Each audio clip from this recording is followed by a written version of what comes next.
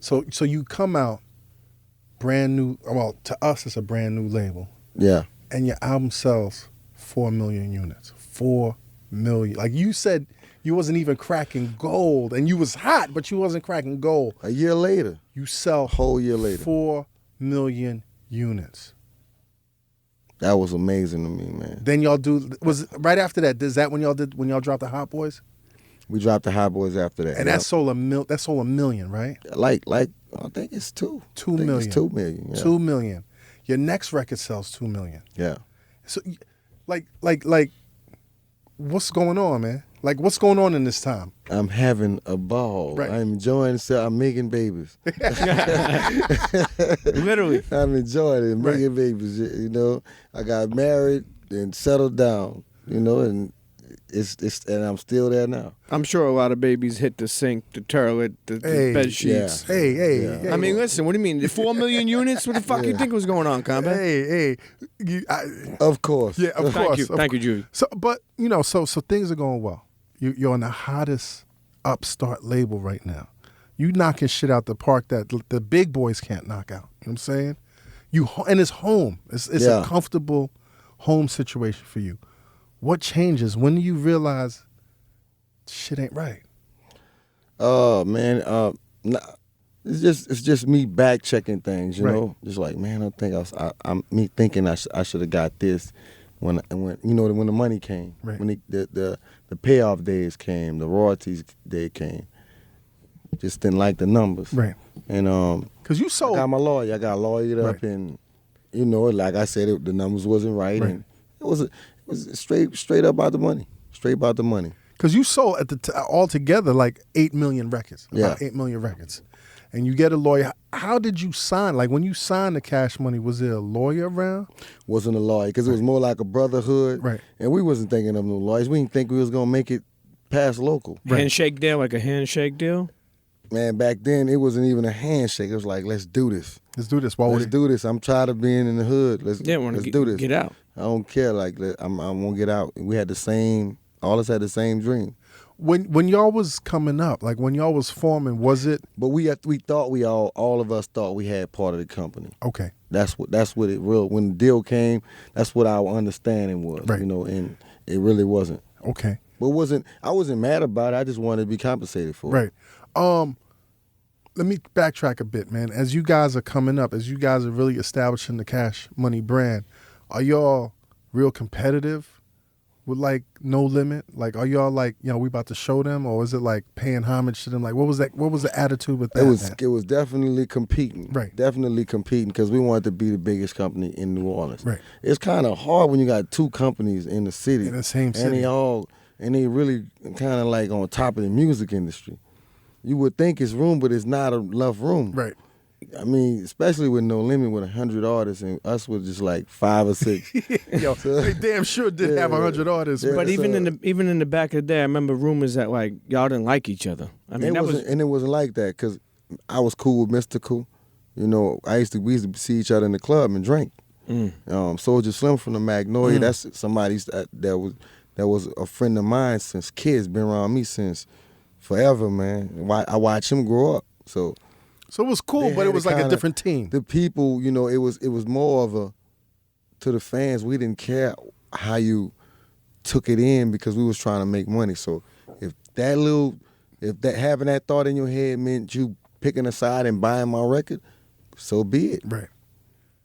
Fans are always paint some entertainment shit that may not be true. How did you get on the and then going back again after you did the Ha remix? How did you get on Jay-Z's album?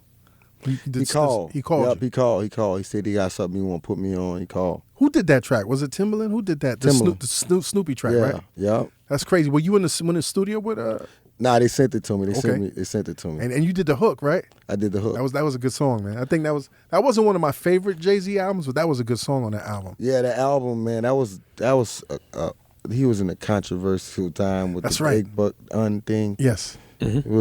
It was a tense time. It was him. Tense, yeah. It was Puff going through that shit too. Trying to, the court thing. It was a lot. It was a lot. Yeah. That's crazy. So you find out that things are not right. Your lawyer's educating you now on your contract.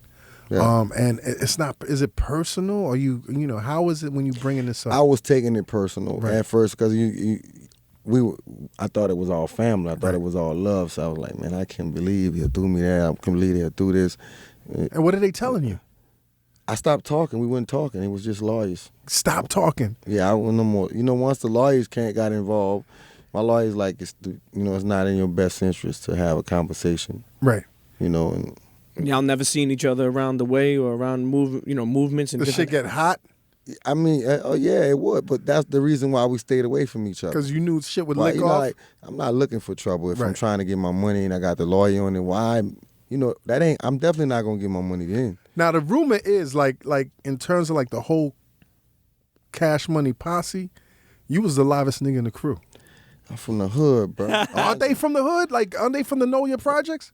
Not everybody. Not Okay. everybody from the Magnolia. Baby from like around the Melf. Okay, what's that? You know what I'm saying? But he used to be in the Magnolia, the Melf. He one of them cat. He been in a little bit everywhere. I gotta give him his credit on that. But you was in the midst of Yeah, that. shit. let me tell you my life, bro. My mama lived in the Magnolia. My grandmother lived in the Magnolia. My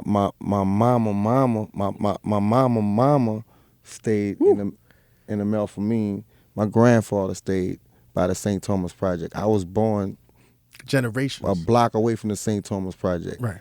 My whole life is the project. Thorough. Everything I just named is projects. Right. So, for me, I grew up on the rough side. You know what I'm saying? I'm somebody who had it. I ain't have it good like everybody else. And I don't sob story. I don't want people to feel my Right. sob story. So other cats had it better than you. Yeah. So if it came down to it, you was like, whatever. Yeah. But Just I get ain't it popping. I mean, I'm a man. Right. I'm a man, but everybody know how I rock though. When it came down to me, I'm about me to the fullest. Combat. I tell you, before you get into that, I do want to say, I want your opinion on this. We touched on Baby a little, but Pause. good pause right there. But yo, Truvy's looking at us like, what the Yeah. fuck are y'all doing? yeah, we played a pause game. We played a pause game. Nah, but when you think back of it, and you go back, like Baby to me has always like. It's funny I had to say it like this, but he preyed on like younger talent, like like Wayne was like 12 or BG or Turk, like. But was he preying on him, or was it an organic relationship? No, the reason why I'm saying is it looks like a cycle because even now, then it was younger dudes like Rich Homie Quan and Young Thug. Point I'm making is like when you talk about like people who may not have that much experience in knowing their contracts, their lawyers. I don't know if this feels like a cycle. You know what I mean? Of like praying after young men. Pause to that, but that's how I feel. Wait, can I say something? Can I say something before? Yeah. For me, it doesn't seem like that. It seems like, this is an entertainment business, Yeah. and it's a manufacturing. From a lawyer stand, you see how I see it. Man, don't be so naive that you think this ain't a business. Because a lot of us think I was naive to the fact that I put friendship with business. You can't, they do not, I'm telling you, they do not run together. No kind of way. If it's a friend, usually it won't be a good thing to do business with them. For me, maybe not for everybody, but for me, they don't work good. I'd rather do business with people that I'm not friends with. But going back to what Pete said, it's like you gotta keep putting new talent out there. Yeah. You know And what I'm saying is like some situations are, man, you got to be smart and think for yourself, like protect yourself. Like, like you have a lawyer.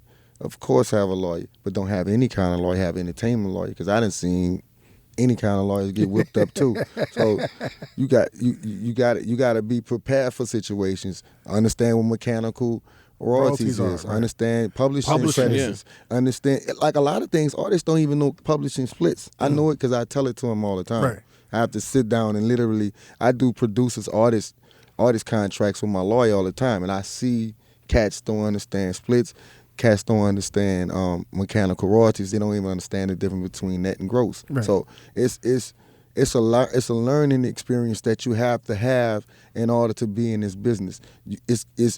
I think it's your duty to learn the business if you're gonna be successful, especially selling a lot of records. And it's important for like OGs like you to teach the younger dudes to understand that, because obviously it's a different time now. But what's even more amazing is like even kids from the street that may not even be involved in music, but they're learning maybe how to like maybe own some property or like credit. Like the time has changed, but back then, I'm thinking it could have been it's signed with Cash Money. People don't know to get a lawyer. They didn't know this shit. Like you didn't know. I'm telling you, we all were not was naive. You wasn't supposed to know that. But I mean, let me be honest. They didn't know a lot of business either. So let's say that a lot of things that came up to a point, it was money sitting around places that they didn't even know nothing about. So well, you before you go to pointing the finger and saying things, you gotta really. For me, I had to really sit back and realize, wait, hold up, I'm getting mad about things that we all learned together. We're learning this. And a lot of this money that I'm blaming them for. They got beat out it too. Right. So because they dealing with the big boys they now. And no shots, but Universal know what to do with that money. Exactly. Universal knows how to slow that pipeline down, B. Yeah. That I know for a fact. So you okay? Going back. That's another thing. Yeah. I learned that. I had to sit back and realize that too. Like, hey, man. Maybe I ain't the only person that got a learning curve. We all got to learn this. Yeah. So when you start asking questions, when you start going through this, man, how hard is it, man? You came up with these guys. You guys made history. This is a family. Like, how is it now I know you're emotional, but how hard is it to walk away from that shit, man? To not talk to these cats, to be like, I don't want to be down with Cash Money anymore. It was hard, man. Right. It's hard. It's like shutting off your brother, man, and disconnecting just everything. Just saying, man, this is more important. My family, my immediate family, my kids, more important. I got a son suffer from leukemia right now, and that's one of the most important things in my life. So even me coming back to Cash Money, my son loved Wayne. My son loved Baby. He, you know what I'm saying? It excites him just to know that his dad's back doing music and doing things like that. So I don't live for me, of course I want to be back in the game and make music, but just to do something out to make my family happy, make my son, because I won't be the biggest, I won't be the hero in my kid's life, and that means more to me than anything. But were they mad at you? Well, my kid? No, I'm saying was everybody on the label mad at you? No, I mean, yeah, hell yeah. You were trying to educate some of these cats, like, yo, man, this shit might not be right. Who was you talking to, like, in terms of the contract? I try to talk to everybody. Right. I try to talk to everybody, but you talk to Manny? Try to talk to Manny. You talk to Wayne? Yeah, everybody. I try to pull everybody together in the huddle. Oh, like a union? Let's get this union? Yeah. And what was they telling you, man? Like, you fucking this shit up? I really was, like, I was wrong in a sense. Right. Because I wasn't, when I sit back and think about it, like, man, they was young. We all were young. Right. And, maybe the way I went about saying it and the time I chose to do it wasn't the perfect time. How was you saying it, I was mad. You know what I'm saying? I didn't say it right. I came off wrong. So, maybe that too. They're like, that nigga crazy. I take fault in my wrong, but I had a good point. Right. Yeah. And then you got ostracized in a sense because somebody went back and told. I don't know who told, but somebody told. Somebody told Baby? Yeah, they knew everything. So they called you to the office or what, man? They sent for him. They kind of knew I was on my way out. Right. Now, interestingly enough, man, when you're going through this situation and it starts being public, and thank God the internet wasn't around at the time, but you're going through this thing and a stranger like Ice Cube reached out to you. Oh, that's after the Katrina. Okay. And it was more of like a help me out with my people. So it didn't have nothing to do with No. Okay. No. So what we do have same kind of walks though. Right, because Ice Cube was going through the whole situation with his label, man. Yeah. What happened, man? What happened how'd you build a relationship with him? Well, we didn't build a relationship. Okay. I never really got an opportunity to have a long conversation with him. Right. It was more of like, man, I'm just calling to see if you okay. With the whole Katrina thing. Yeah. And me, I was like, man, I'm okay, man, but my people with me, I got all these people on the bus, man. I kind of picked up a lot of people. Man, when it's in turmoil, you trying to help whoever. Right. Man, I had guns and all kind of stuff. The police pulled me over and found guns, and they realized what was going on. We told them our story. They was in tears. They let us go. Because it was like, crazy. man, I don't know what's on here, man. Right, you got to just take me. Right. Like, man, you say, you do a gun? I say, hey, look, man, it might be all kind of guns on here. And, Q kind of like stabilized us in Atlanta for a minute. Okay, so he Yeah. held y'all down. Like he Yeah. sent you some money and a whole nine? Yeah. Okay. Yeah. Now, last year you signed back to Cash Money. Yeah. What happened, man? Man, we worked it out. Right. We said we worked it out. You know, I had been Back around. royalties got paid? Yeah. Well, I had already done that. Okay.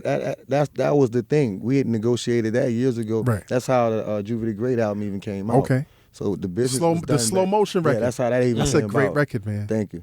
That's a great record. Did Manny do that record also? Nah, it actually was a guy named Danny that was Soldier Slim producer. Okay. No, that's a great record. So you guys worked it out, but you was signed directly to Atlantic at the time, right? Afterwards, right? Yeah, when I left after the Juvenile Great Okay. album. And so like, but how was it coming back to Cash Money, man? I really still don't have the full feeling because the music got to come out. Right. You know, when we got to actually be on stage and hit a tour, then I think it's gonna really kick in. But I'm getting some of the feelings now. You know, the feeling that I'm getting is now, man, it's gonna be a lot of work. Right. You know, and it's starting to kick in. I haven't even had a meeting with Universal. I'm having a meeting with Universal Friday morning. Okay. My first meeting. So Okay. it's getting back in order right now. Get ready for combat. No escaping. Get ready for combat. Get ready for combat.